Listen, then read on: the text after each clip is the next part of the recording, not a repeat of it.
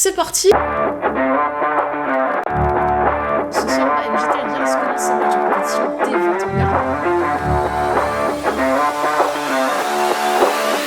Et le but!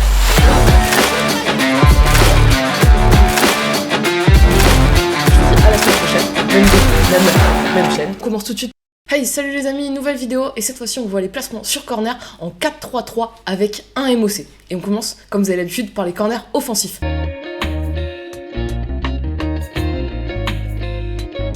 Alors sur les corners offensifs, on commence du côté droit et comme vous pouvez le voir dans cette compo, là c'est le MOC qui va tirer ses corners, que ce soit du côté droit ou du côté gauche, ce sera dans tous les cas votre tireur. Au niveau de la zone, au sein de la surface de réparation adverse, vous allez retrouver votre DCD au premier poteau et votre DCG deuxième poteau, étant donné que le corner est tiré cette fois-ci à droite dans cette configuration. Vous retrouvez votre BU, votre attaquant de pointe, qui lui prendra la zone point de pénalty.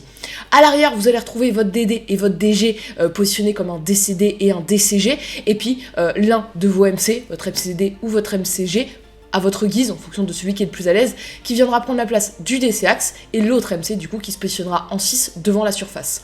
Du côté de vos ailiers, AG, AD, votre AD, vu qu'il est tiré à droite, fera un appel de l'extérieur de la surface jusqu'au point d'intersection entre la zone premier poteau et la zone point de pénalty. Et puis votre AG, lui, fera un appel de l'extérieur de la surface jusqu'à la zone, jusqu'à l'intersection entre la zone deuxième poteau et la zone point de pénalty. Voilà pour le côté droit. On passe maintenant sur le côté gauche. Alors du côté gauche, les choses sont relativement similaires. Comme je vous l'ai dit, c'est votre MOC qui continue à tirer ces fameux corners.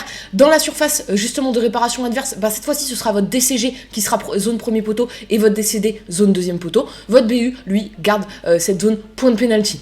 À l'arrière, toujours la même configuration, DG, DD accompagné d'un MC pour se positionner comme un DCD, DCG et DC, une défense à 3, et puis l'autre MC qui viendra en rôle de numéro 6, juste devant les 3 joueurs à l'arrière. Au niveau des ailiers, cette fois-ci votre AG fait un appel extérieur de surface jusqu'à l'intersection entre la zone premier poteau et la zone point de pénalty, et enfin votre AD, lui, cette fois-ci fait un appel de l'extérieur de la surface jusqu'à la zone, ou du moins le point d'intersection entre la zone deuxième poteau et la zone point de pénalty.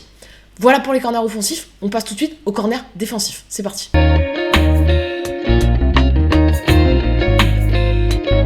Alors sur les corners défensifs, on commence cette fois-ci par contre du côté gauche. Vous allez avoir forcément votre DD et DG premier, deuxième poteau. Ici il est tiré à gauche, donc DG premier poteau, DD deuxième poteau. Dans la zone de surface, dans votre surface de réparation tout simplement, on va privilégier la protection du premier poteau et du point de pénalty. Vous allez donc avoir votre DCG zone premier poteau, votre DCD zone point de pénalty, et c'est votre MCD qui viendra dans cette zone du coup deuxième poteau. Votre deuxième MC, donc cette fois-ci votre MCG, lui viendra devant cette surface de réparation et viendra filer un coup de main au besoin au marquage ou en tout cas sera prêt à pouvoir suivre les appels potentiels des BU de l'extérieur à l'intérieur de la surface. Ensuite, si un joueur adverse vient demander dans les pieds du tireur, étant donné qu'il est à gauche, ce sera votre AG qui viendra gêner en tout cas cette potentielle passe. Et enfin, vos 3 joueurs offensifs, votre BU, votre MOC et votre AD qui restent devant, qui sont prêts à la contre-attaque, qui sera potentiellement amorcée aussi par le MC qui se situe devant cette surface de réparation. On passe tout de suite maintenant du côté droit. Alors du côté droit, la configuration est la même, à quelques exceptions près parce qu'on a changé de côté.